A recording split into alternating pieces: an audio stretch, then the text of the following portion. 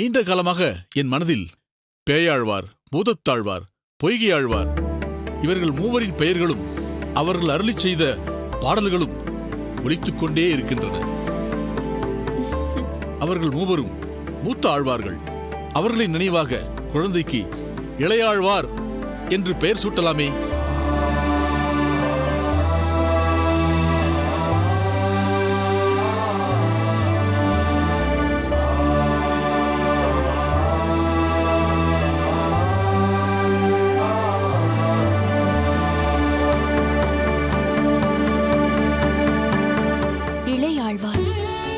நல்ல பெயர், அருமையான பெயர். ஆகா, இளையாழ்வார் அருமையான பெயர்.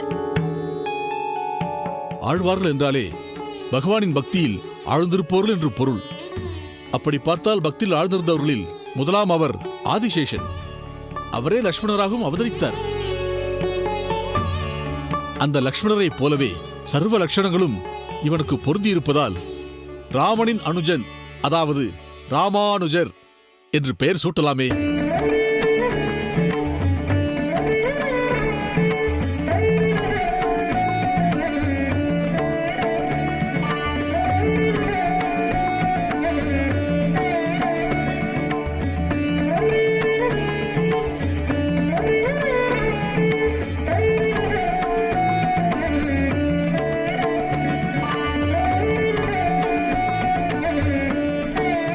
ராமானுஜர் அருமையான பெயர். ராமானுஜா, ராமானுஜா நல்ல பெயர், பொருத்தமான பெயர். நாம் ஒன்று செய்யலாம். ராமானுஜர், இளையாழ்வார் இரண்டு பெயரையுமே சூட்டிவிடலாமே. ஆமாம் மாமி, இளையாழ்வார் என்கிற ராமானுஜர் நாம் அப்படியே கூப்பிடலாம். மிக அருமையான பெயர் அண்ணா. இளையாழ்வார் என்கிற ராமானுஜர் மிகவும் பிடித்திருப்பதால் நான் இவனை அப்படியே அழைக்கிறேன் அண்ணா. அப்படியானால் அதே குழந்தையின் காதில் ஓது. நான் நெல்லில் எழுதுகிறேன். சரி அண்ணா.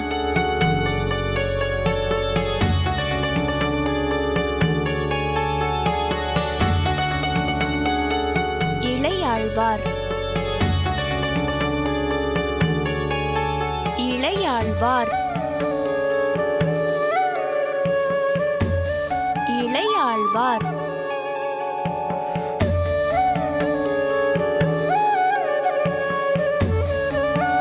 ராமானுஜர்,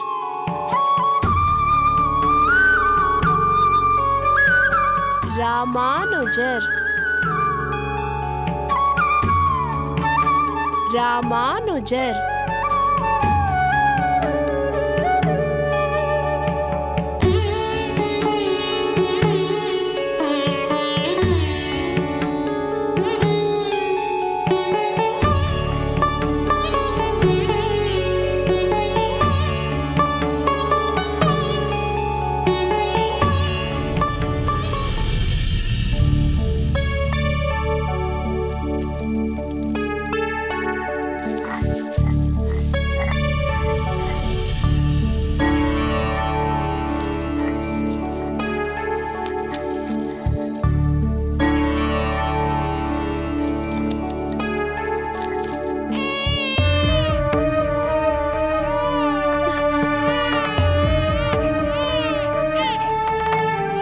அக்கா, குழந்தை எழுந்து விட்டது போல் இருக்கிறதே.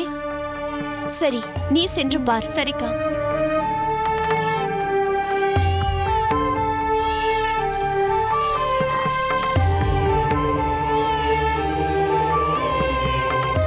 ஓ, அழாதேடா கண்ணா.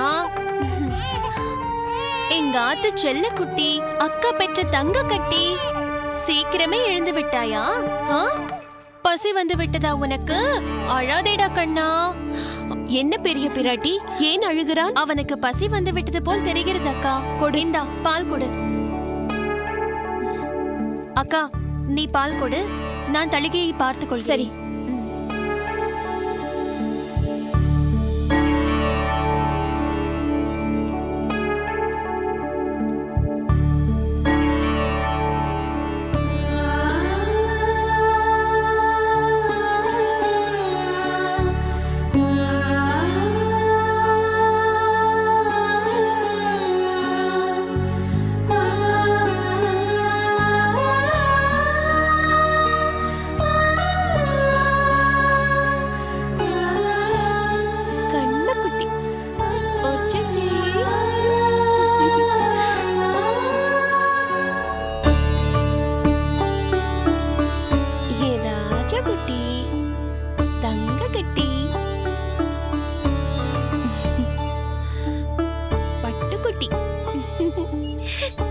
பசி ஆறிற்றா என் செல்லமே? நீ இப்படியே விளையாடி கொண்டிரு. அம்மா சென்று அப்பாவுக்கு தளிகை செய்துவிட்டு வந்து விடுகிறேன். பிறகு நீ, நான், சித்தி எல்லோருமாக விளையாடி கொண்டிருப்போம். என்ன?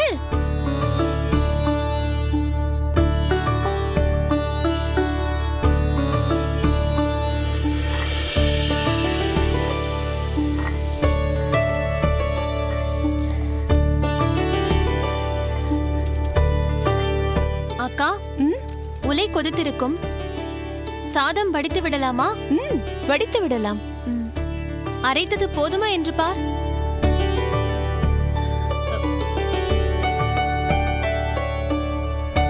இல்லை பெரிய பிராட்டி, இன்னும் மசிய வேண்டும். நன்றாக அரை.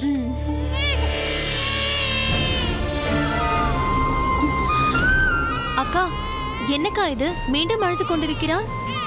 தெரியவில்லையே.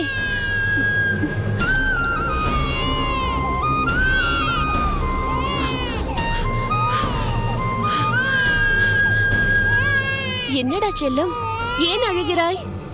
இப்போதுதானே பால் குடித்தாய். எதற்காக அழுகிறாய்? அழாதே கண்ணா. இங்கே பார், இங்கே பார், கிளி பொம்மை பார். அழக்கூடாது. என்ன ஆயிற்று? ஏன் இப்படி அழுது கொண்டே இருக்கிறான்? ஒருவேளை பூச்சி ஏதேனும் கடித்து விட்டதோ? செல்லம்,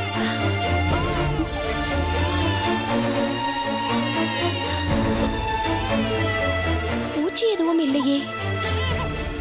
சரி, வா அம்மாவிடம். ராஜாக்குட்டி. என்னக்கா, ஏன் இப்படி கை கொள்ளாமல் அழுகிறான்? தெரியவில்லை பெரிய பிராட்டி. அக்கா, ஒருவேளை வயிற்று வலியாக இருக்குமோ? பலாச்சுளை மாதிரி நீ ஏதாவது அபத்தியமாக சாப்பிட்டாயோ? இல்லை பெரிய பிராட்டி, நான் அப்படி எதையும் சாப்பிட மாட்டேன். பிறகு ஏன் அழுகிறான் அக்கா? தெரியவில்லையடி. காந்திமதி, என்னவாயிற்று குழந்தைக்கு? வெகு நேரமாக அழுது கொண்டிருக்கிறான் போல் இருக்கிறதே. தெரியவில்லையே, நானும் என்னென்னமோ செய்து பார்க்கிறேன், அழுகையை நிறுத்தவில்லை. பால் கொடுக்க வேண்டியதுதானே? கொடுத்து விட்டேன் சுவாமி. அப்படியா? எங்கே குழந்தையை கொடு. ராமானுஜா, ஏன் அழுகிறாய்? அழாதரா கண்ணா. ஓ, அழாதரா கண்ணா. வாடா கண்ணா, அம்மாவிடம் வா. அழாதடா கண்ணா. மாணிக்கம் கட்டி வைரமிடை கட்டி ஆணி பொன்னால் செய்த வண்ணச்சிறு தொட்டில் பேணி உனக்கு பிரம்மன் விடு தந்தான் மாணிக்குரளனே தாலேலோ வையம் அளந்தானே தாலேலோ தாலேலோ உடையார் கனமணியோடொன் மாதுளம் பூ இடைவிரவி கோத்த எழில் தெழுகினோடு விடையேது காபாலி சன்விடு தந்தான் உடையாயழேல் தாலேலோ உலகம் அளந்தானே தாலேலோ தாலேலோ என் தம்பிரானார் எழில் திருமார்வர்க்கு சந்தம் அழகிய தாமரை தாளர்க்கு இந்திரன் தானும் எழிலுடை கிண்கிணி தந்துவனாய் நின்றான் தாலேலோ தாமரை கண்ணனே தாலேலோ தாலேலோ.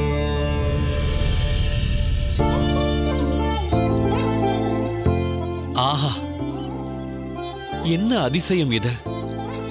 திருக்கட்சி நம்பிகளே, சொன்னால் நம்ப மாட்டீர்கள். இவ்வளவு நேரம் கையில் நிற்காமல் அழுது கொண்டிருந்தான். உங்கள் பாட்டை கேட்டதும் அழுகையை நிறுத்தியதும் அல்லாமல் எவ்வளவு ஆனந்தமாயிருக்கிறான் பாருங்கள். சிரிக்காமல் என்ன செய்வான்? நான் பாடியது பெரியாழ்வாரின் பாசுரம். இவருடைய பெயர் என்ன? இளையாழ்வார் தானே? பெரியாழ்வாரின் பாசுரத்தில் இளையாழ்வார் லயிக்காமல் போவாரா என்ன? தாயே காந்திமதி, தாய்ப்பாடும் தாலாட்டு பாட்டை கேட்டு தூங்கி போகும் சாதாரண குழந்தை அல்ல இவர். தெய்வீக குழந்தை. பாசுரம் கேட்டு பரவசமாக போகிறவர். தான் பெற்ற இன்பம் பெருகை வையகம் என்று திராவிட தமிழ் வேதத்தை அனைவருக்கும் வாரி வழங்கப் போகிறவர் இவர். சுவாமி, குழந்தையை அவரிடம் கொடுங்கள்.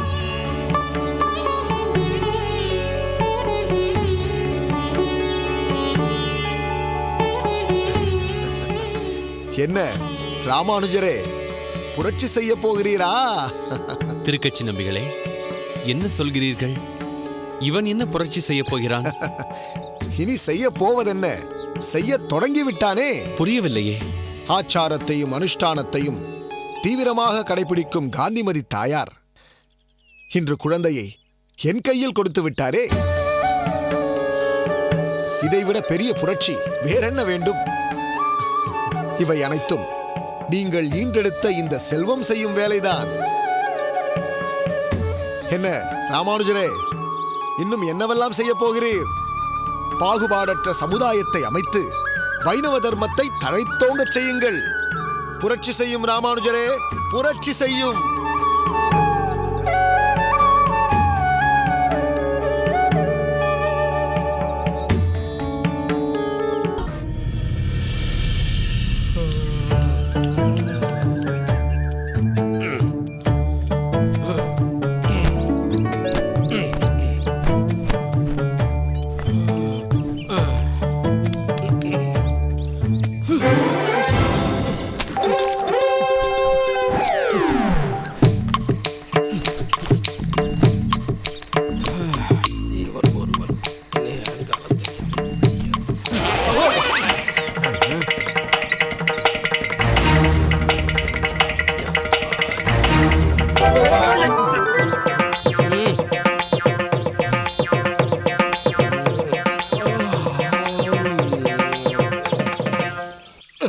கேசவா, என்ன வேண்டும்? சீக்கிரம் சொல், எனக்கு நிறைய வேலை இருக்கிறது.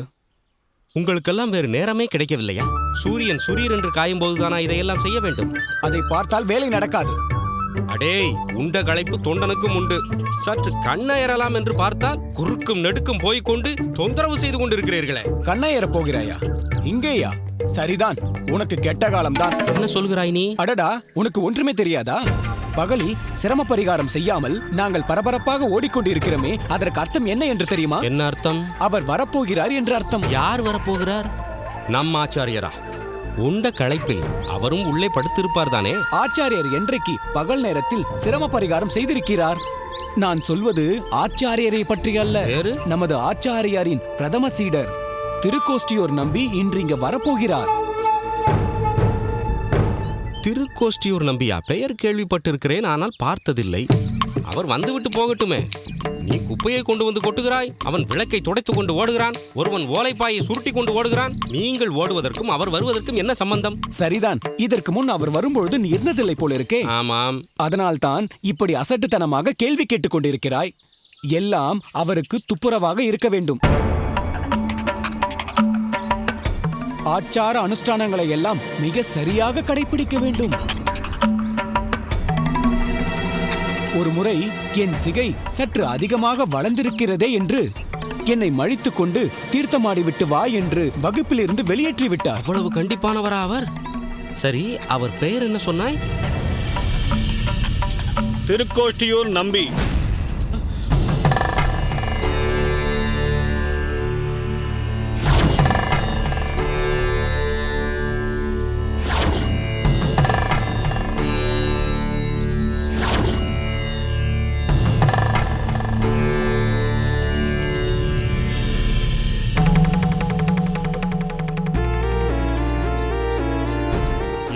என்ன பட்ட பகலிலேயே திண்ணையில் சிரமப்பரிகாரமா? நான் சிரம பரிகாரம் செய்யவில்லை. நம் இடத்தில் தானே நீர் கைங்கரியம் செய்து கொண்டிருக்கிறீர். ஆமாம். திண்ணை தேசாந்திரிகள் சிரமப்பரிகாரம் செய்ய, புரிகிறதா? என்ன கேசவா, எப்படி இருக்கிறாய்? மிகவும் நலமாக இருக்கிறேன் சுவாமி. ஐத்ரோபநிஷதம் பற்றி கொஞ்சமாவது அறிந்து கொண்டாயா? அறிந்து கொண்டிருக்கிறேன் சுவாமி. பார்க்கலாம். ஆமாம், ஆச்சாரியர் ஆளவந்தார் சுவாமிகள் அமுது செய்து முடித்து விட்டாரா? இல்லை சுவாமி, பெருமாளுக்கு திருவாராதனம் செய்து கொண்டிருக்கிறார். ஓ, ஆமாம், பெரிய நம்பி ஊருக்கு சென்றிருந்தாரே, திரும்ப வந்து விட்டாரா? 2 நாட்களுக்கு முன்பே வந்துவிட்டார். இப்போது பெருமாளுக்கு திருவாராதனம் செய்ய ஆச்சாரியாருக்கு உதவியாக உள்ளே இருக்கிறார். சரி, நீ உன் வேலையை கவனி.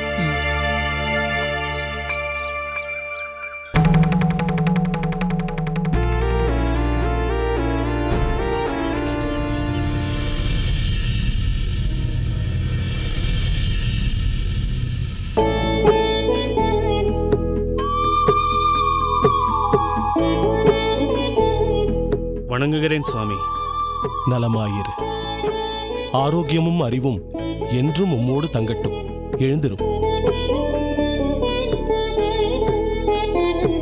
தாங்கள் என்ன இந்த முறை ஊருக்குச் சென்று குடும்பத்துடன் அதிக நாட்கள் தங்கிவிட்டார் போல் தெரிகிறதே. ஆமாம், என் மைத்துனி பெண்ணுக்கு நிச்சயதார்த்தம். அது சம்பந்தமாக கொஞ்சம் அங்கும் இங்கும் அலையும்படி நேரிட்டு விட்டது. கிரகஸ்தாசிரமத்தில் இப்படித்தான் சில வேளைகளில் சில பணிகள் நம்மை பற்றிக்கொள்ளும். ஆனால் கிரகஸ்தாசிரமத்தையும் கூட நாம் செவ்வனே நிர்வகிப்பது நம் கடமை. இதற்கு பிறகுதானே வானப்பிரஸ்தாசிரமம் என்று சொல்லப்பட்டிருக்கிறது. ஆமாம் சுவாமி. நீர் இங்கு அடிக்கடி வந்து போய் கொண்டிருந்தால் நன்றாக இருக்கும். ஏன் சுவாமி? நீர் இங்கு வருகிறீர் என்று தெரிந்தால்தான் நம் சீடர்களுக்கு சுறுசுறுப்பு கூடுகிறது. பாருங்களேன், மடத்தை எப்படி துப்புரவாக வைத்திருக்கிறார்கள். சரி, தங்களுக்கு ஒரு புதிய பொறுப்பை கொடுக்கப் போகிறேன். ஏற்றுக்கொள்வீர்களா? ஆஹா, நிச்சயமாக ஏற்றுக்கொள்கிறேன். ஆச்சாரியரின் வாக்குக்கு மேல் வேறொன்றும் உண்டோ? ஒரு புதிய சீடனை உமக்கு தரப்போகிறேன். அவனை சிரேஷ்டனாக உருவாக்குவது உமது பொறுப்பு. மாரநேர் நம்பி. அடியேன்.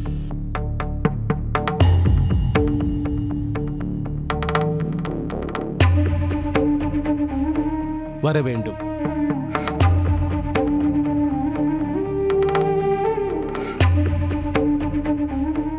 சுவாமி, இவர் பெயர் மாரநேர் நம்பி. சுவாமி, யஜ்ஞோபவீரத்தை காணவில்லையே. அதை தரிக்கும் குலத்தில் இவர் பிறக்கவில்லை.